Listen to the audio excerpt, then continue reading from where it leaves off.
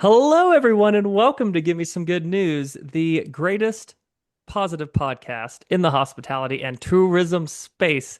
I am your host, as always, Caleb Sullivan, here with my delightful co-host, Mr. Tyler Ford. Tyler, how are you doing today, sir? I'm doing fantastic. I've now been called delightful twice in my life, Twice. And both they've times both been by on this you podcast. and both on this podcast. So that's just wonderful. Ah, I love that. And speaking of delightful, I've got a friend here today who is part of arguably the best class ever from Southeast Tourism Society's Marketing College, Mr. Uh-oh. Daquan Mickens. Daquan, welcome to the show. We are so grateful to have you today. Thank you for having me on. A big fan. I've been watching from a distance, so now to actually be on the podcast is an honor. Ah, dude, you're saying all the right things. It's great. We're grateful to have fans, and you have been someone who I've known for a few years now. Um, you are just a very genuine and kind person. So yeah, shout out to Daquan there. And you guys have really done a cool thing in Beaufort. But before I get into that, I know Tyler had some questions about your wonderful destination. Yes. Yeah, I'd like to learn a little more about Beaufort. So I'm part of this 30A group. Every summer, my family and I, 30A Florida. And I'm hearing that Beaufort's kind of similar to 30A, but in South Carolina. Like, what makes Beaufort great? What makes it special? Uh, what doesn't make Beaufort special is the harder question. Like everything about Beaufort, it's unique, it's small, it's everything you're looking for in a vacation. That's what Beaufort offers. It's easier saying it now that I live here. Uh, but it can be taken for granted every time. I wake up, I tell everybody this is the best selling pitch. I say I literally feel like I'm waking up in a vacation.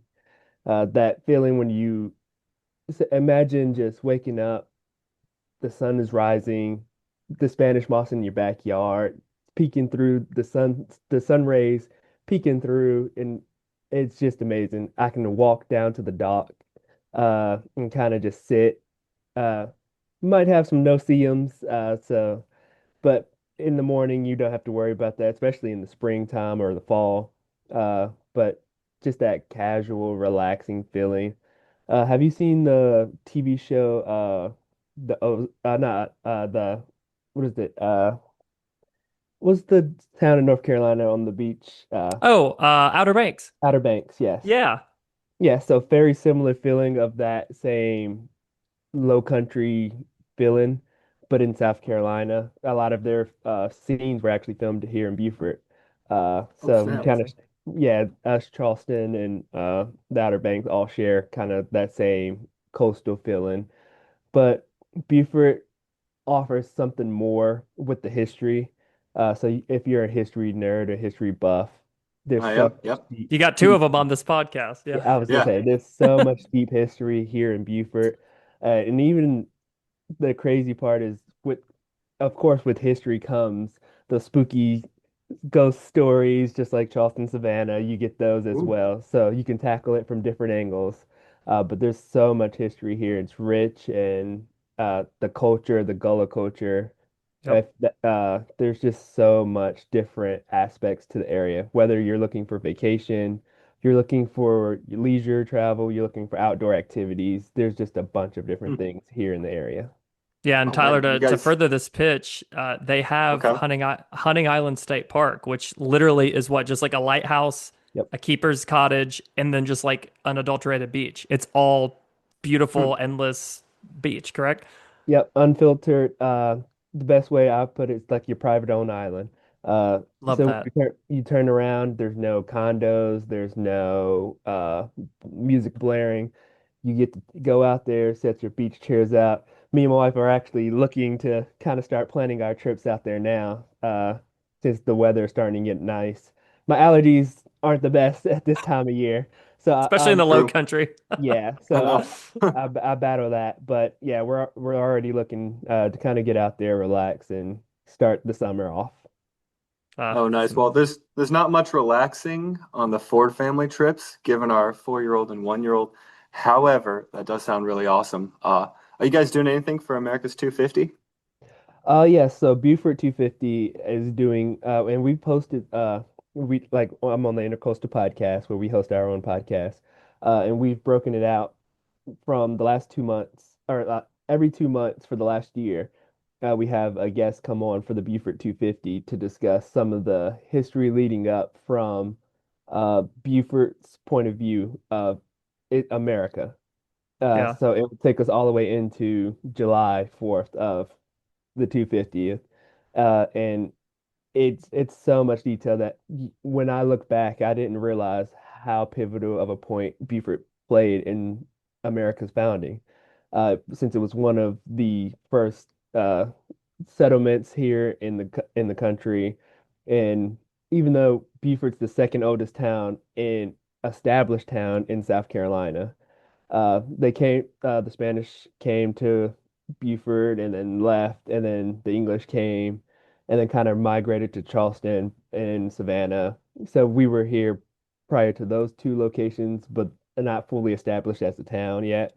But it's just so much information that you don't know until you get it from the experts or the people who actually study the history of Beaufort. So it's really cool to kind of hear that information from my perspective of someone who hasn't like coming into Beaufort. I didn't know the history. I didn't know how deep the history actually went. Yeah, and you bring up kind of a great segue into my next question, which is about the Intercoastal podcast. So, I've heard Rob talk about it before, and he's done a great job of kind of explaining, the ethos of the podcast, the Hmm. purpose behind the podcast, the risk he took as an executive director saying yes to kind of Adam Stoker's first five when the other four said no. Um, Hmm. and now it really is its own brand. And I've seen the Intercoastal podcast kind of expand into being its own content engine. And more than that, I think from what I've seen, at least externally, and from what I've heard, it's people are actually connecting directly with this podcast and in a unique way that most people wouldn't connect with, like a newsletter or something. And Hmm. so, one of the things I kind of wanted to unpack is how you use it in your role. Um, you're currently in destination sales with Beaufort. Is that correct? Yes, that's correct. Yeah, and so I was thinking, I was like, what a great content flywheel. You've got the marketing side of the house, you've got the sales side of the house, and then you even have Rob at the executive level. Um, how do you see the podcast kind of threading the needle between all three of those, like for advocacy, for marketing, and for sales? Okay, so I'll start with the marketing side of things. Getting the podcast to visitors, getting podcasts to people thinking about coming to Beaufort. It helps them plan their itinerary of, okay, I want to bring my family to Beaufort, but I don't know what to do when I get to Beaufort. Or you see the podcast and you're like, well, let me start planning a trip to Beaufort because this episode's pretty interesting. So that from the marketing side, we are able to take those clips of us talking, the closed captions, things like that, and kind of push that out to visitors, locals, people planning trips, and kind of market the destination as a whole and what we offer as a whole destination. Uh, and then from the executive side and the advocacy, it's giving everyone a platform to talk about, hey, we're doing this, we're holding this festival. We're getting in connection with like we just had the Chalk Arts Festival here in Beaufort. So we got the art Freeman's Art District to kind of get on the podcast and talk about that and the what they're offering, the events, things you can do. So that helps locals and people who want to come to the area to participate in that festival. So that's kind of aspect from that lens. But as a marketing or for the sales side of things, it kind of pushes like when people are like with motor coaches, people get on a bus, they either you are going to a destination you love and you already know, or you're going to a destination you have no clue anything about. You see the itinerary, you're like, these are the points we're hitting. But what better way if I told you, hey, we're going to the kazoo factory here in Beaufort on our Yep. way to Charleston, and then you put the episode on. with the owner, our former mayor of Beaufort, of the uh, kazoo factory, and he's talking about everything like him starting the kazoo factory. He's playing the kazoo on the podcast, and then you're sitting there listening on the way. You got 30 minutes right before you get there, and then you're like you get there and you see him there or you see another associate of his, and you're like, hey, yeah, we listened to the podcast right before we got in.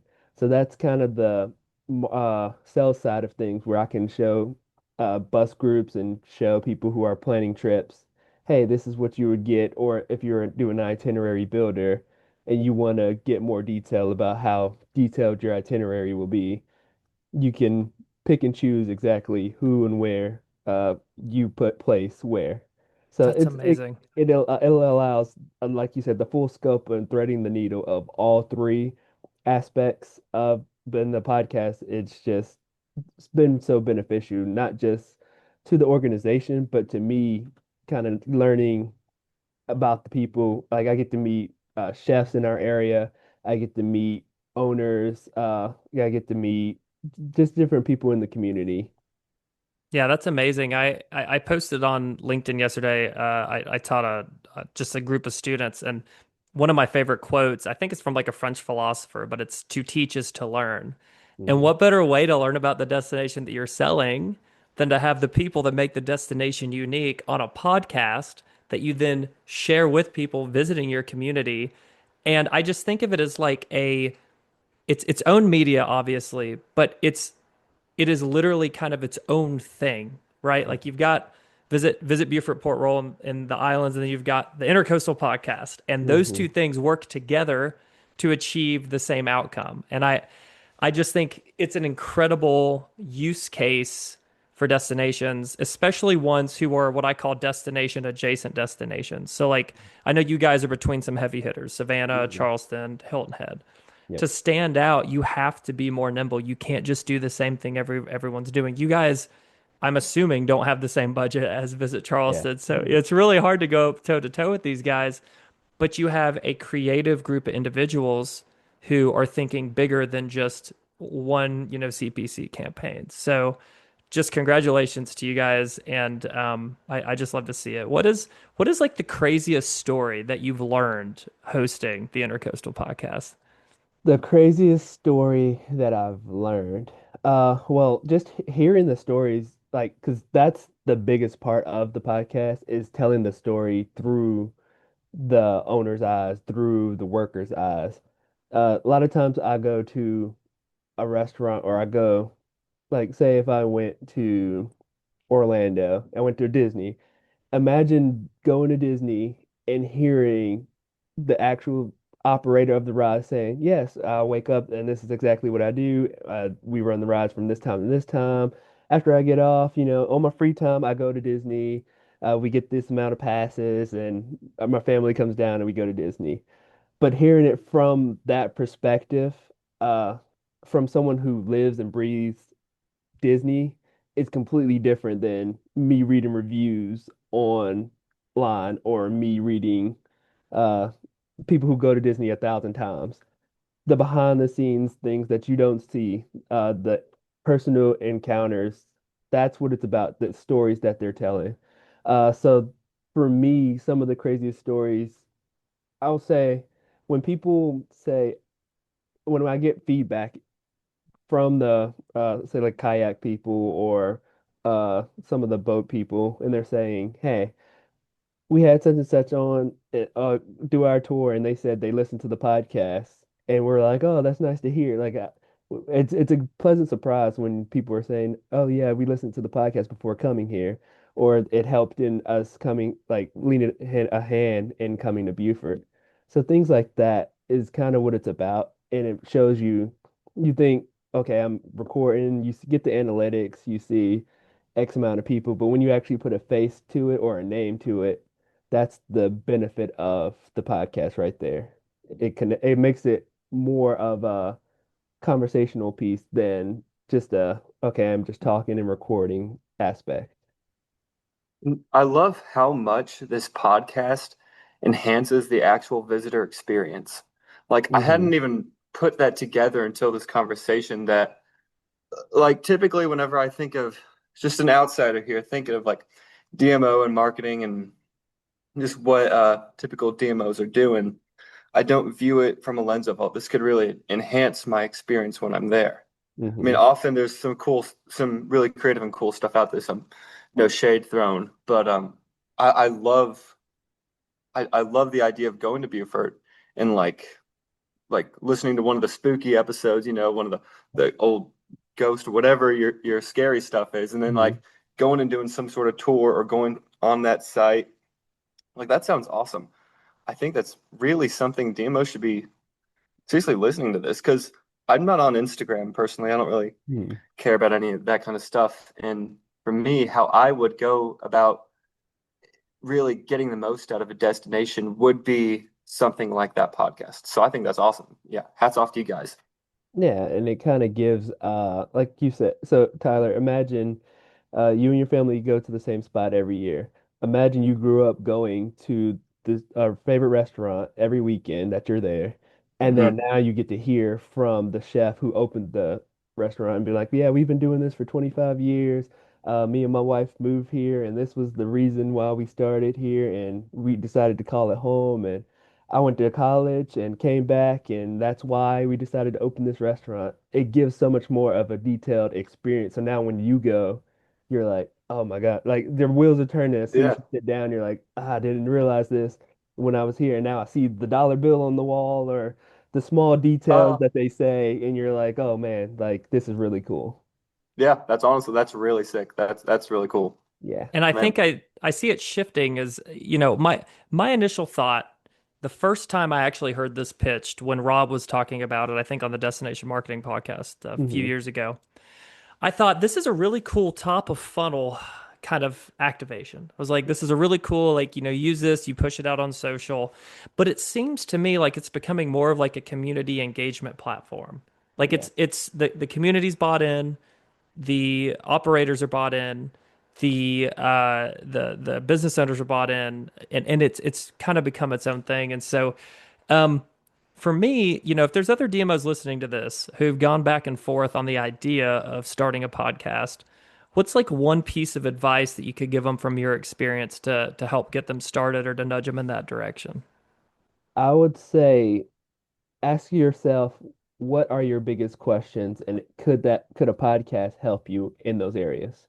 So if you're wondering, okay, my biggest issue is communicating with our sales, or not sales, with your stock, like your stakeholders, communicate, making sure they know exactly what you're doing, or bridging that communication between them. Maybe your destination that's uh, funded through a tax or you're funded through members. Well, it's how can I get my members on this? It gives you an added benefit to getting those members to get on the podcast. And you're like, well, if you become a member, you get this added benefit of being on the podcast and telling, it's extra promotion for you guys. And it'll be part of your membership fees. We're not a membership to CVB. So we're reaching out to any and everybody, whether it's hotels, restaurants, attractions, things people kind of look for when they come to the area. And what best way to tell their story and tell your story as a destination than a podcast? It's you have so many stakeholders in your area, you have so many different people in your area. Why not tell the story and kind of use that as to your benefit? Yeah, and you bring up a good point. Like I think when you ask, I love this question. So anytime I'm at a conference, I'm trying to chit chat with somebody. I Mm, ask them one of two questions. One is, what is your favorite part about your job? Or two, what is your favorite thing about your destination?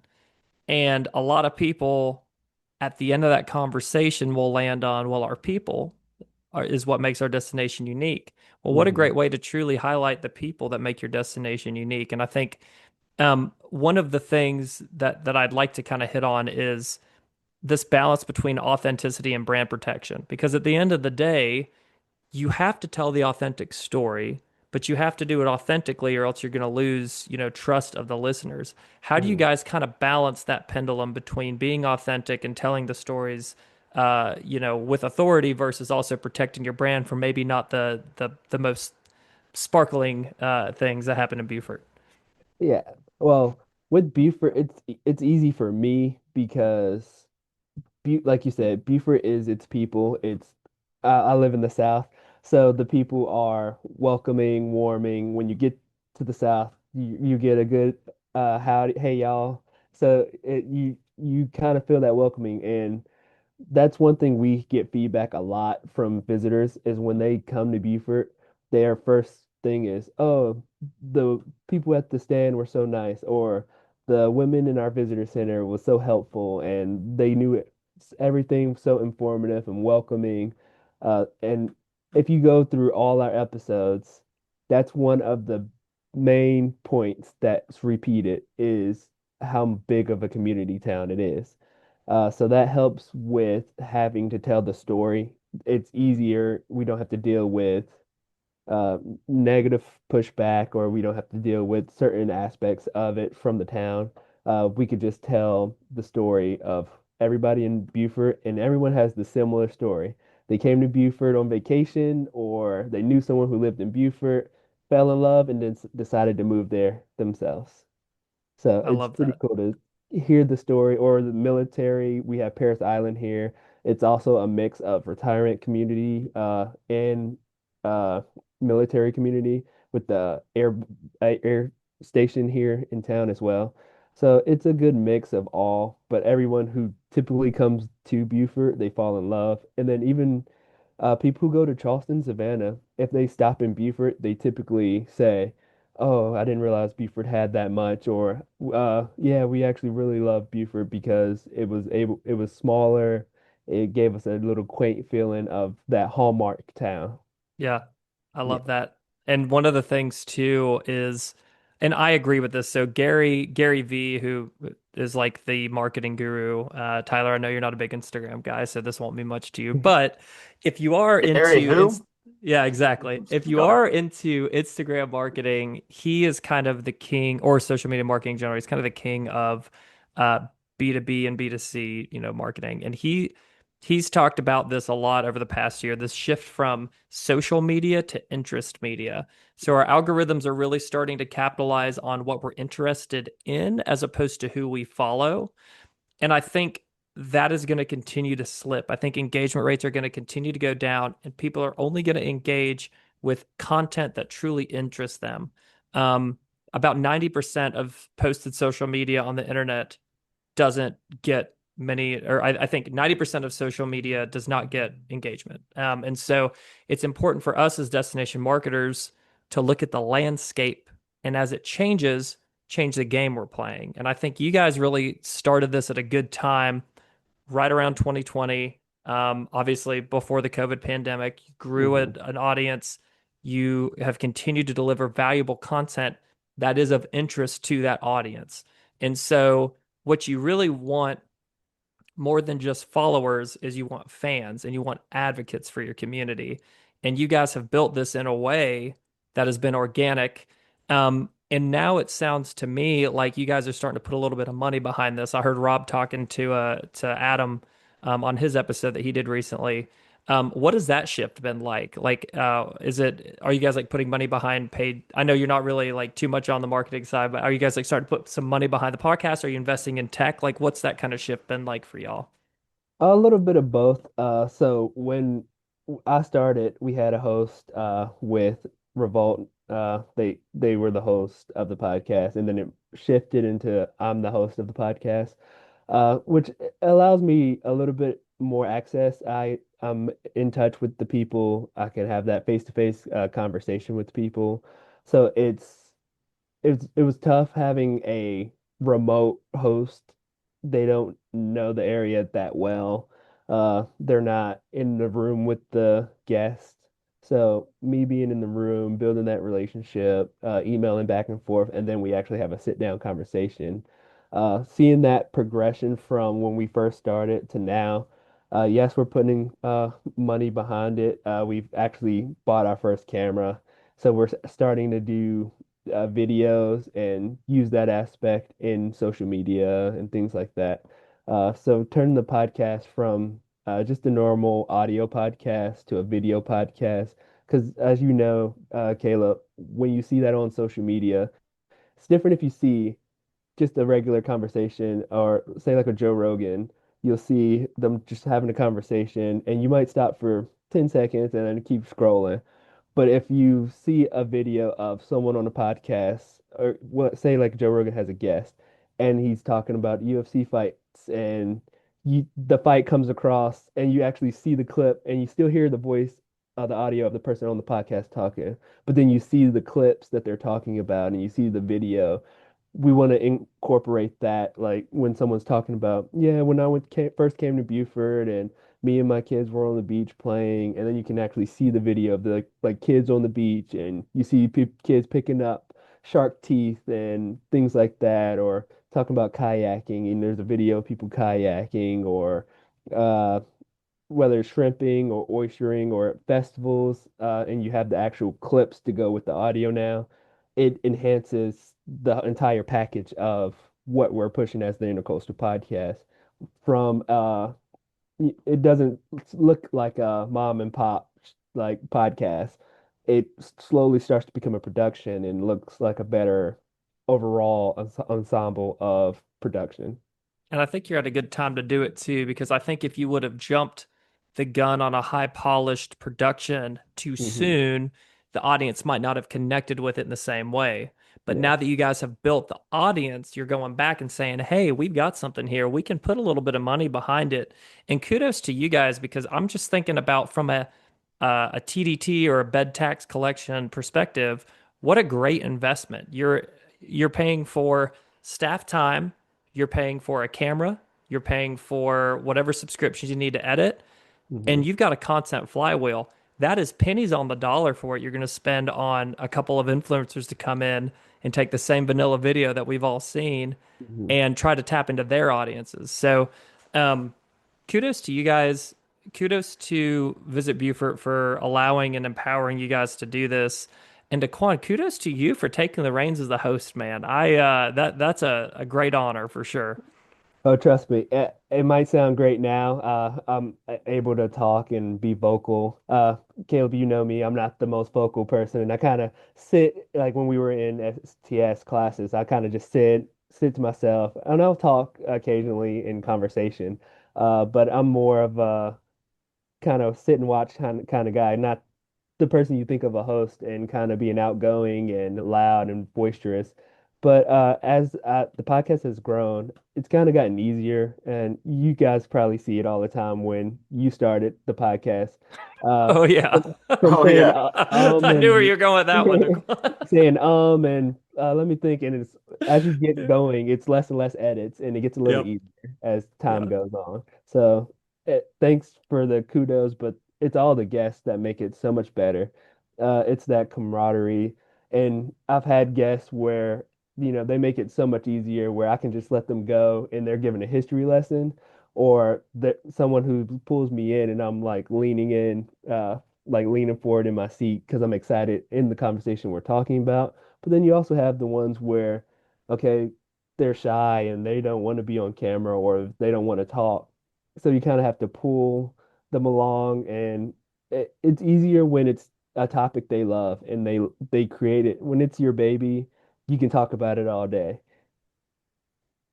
Yeah, absolutely. And I think it's important to remember the best podcast hosts aren't the best talkers, they're the best listeners. Yep. They're the ones and again, I'm trying to work toward that. You know, it's funny you talked about this, but like our podcast was so bad. Like we're still figuring it out. And I think what's important is you be honest to yourself, you Mm. listen more than you talk, and you provide value. And if you kind of hit the check on those three, you're going to continue to do great things, man. And I'm excited to see where you guys take this. I'm excited to see how it goes. Um, and as a friend of yours, I'm just excited to see where your career continues to go, man. You've been doing some awesome things at Beaufort, and one of the things we like to ask as we kind of wrap up our podcast is, Daquan, can you give me some good news? It could be anything, personal, professional, anything at all. I will say the good news is that Beaufort is continuing to grow and our name is getting further and further out there. Uh, Absolutely. and I'm a part of the sales team, but Linda Jeffries and what she's been able to do before I got here and from me joining the sales team to grow. Now when I go places, when I first used to go to shows, it was Beaufort, South Carolina. Okay, I've never heard of that, or where is that? And that was only 5 years ago when I Yep. first got into it. Now, when I go to shows, they're like, "Oh, we love Beaufort," or "Oh, Beaufort, I've heard of that," or I had it on my list, or it's on my itinerary of places to be. So now, customers are asking operators for Beaufort, or they're like, "Hey, have you heard of Beaufort?"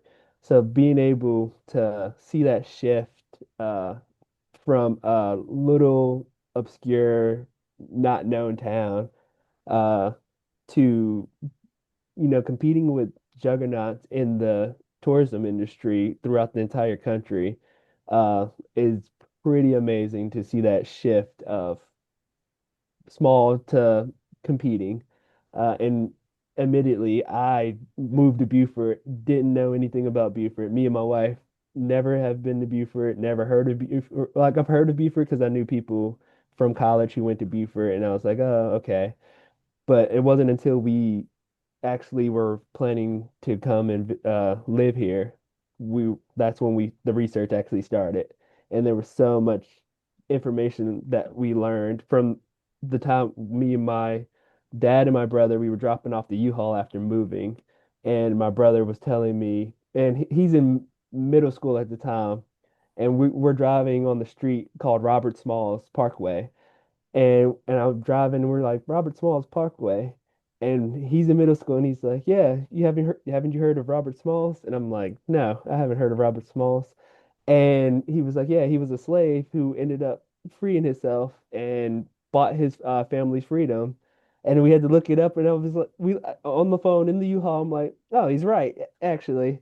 Middle school brother, and I was like, "That's insane that he knew a little bit about Beaufort, and I knew nothing." And now it's one of the treasured stories we tell people when they come to Beaufort, and I get to tell that same story of this area. We actually have a bust of Robert Smalls at his gravesite here at Tabernacle Baptist Church. So it's one of the stops on the reconstruction tour, or walking tours that you can take. So it's really cool. It's amazing. And I love to hear the story being told authentically, the lessons learned along the way, and then now you sharing that in your sales role to actually making Beaufort like a staple stop for anyone that's visiting that coastal region and the low country of South Carolina. So, Daquan, we're again grateful for the friendship. Um, One of my favorite photos from the industry of all time is me, you, and Sean Boone in straw hats. And if anyone would like to find that photo, you can find it on my LinkedIn. So go find it there. But Daquan, if people want to find you, where can people find you? You can find me, Daquan Mickens. I'm on LinkedIn, Facebook, Instagram. Feel free if you have any questions about Beaufort, email me at dmickens@beaufortsc.org, or just go to our website at beaufortsc.org, and you can find any information on Beaufort and listen to the Intercoastal Podcast for any deeper dives on Beaufort. If you want to listen to the actual owners, the shop owners, we've had them all from uh dog park owners to like people who go to the dog park to top 10 rainy days to things to do in the rain. Like all of Hmm. that listicles, things like that are all on the podcast. So it's a great a avenue of if you're looking to come to Beaufort to kind of start your journey. That's awesome. And I'm going to hit you up on that after this and get some sort of listening plan, like just a first 3 or 4 episodes, like to intro me into this and Hmm. see if I can talk to my wife about, hey, I don't have anything planned for August, September. The whole everyone, all the Fords are trying to do something. So I'll bring this up and we'll give this a listen. So I'll I tell will you do what, that. Tyler. What you do is you listen to the girls' trip episode and tell her Okay. you'll take the kids for a day and let her kind of explore on the girls' trip side of Whew. things. Oh, that's a dangerous game, but all right. At We'll least see. We'll that'll see. convince her to come. Okay, that will That I just say I'll take the kids for the day and boom, we can go Yeah, wherever. that works too. Yeah. No, and it's Caleb. I'm going to go ahead and find that photo of you guys in your straw hats. I'll Yep, make it's a sure to good photo. repost it, and yeah, we'll get that going. But yeah, you can find me on LinkedIn, Tyler Ford. You can also find me at Substack, Tyler Got Books. We've got some cool stuff coming up there. New book club started, so hey, we'll get some stuff shaking. Yeah, and if you want to find me, as always, you can find me on LinkedIn as well, Caleb Sullivan. You can also find me on Substack at Caleb Talks Tourism. And come on the show. We'd love to talk to you. If you'd like to reach out about being on the show, our email is goodnews, the number 4tourism at gmail.com. And this has been some good news.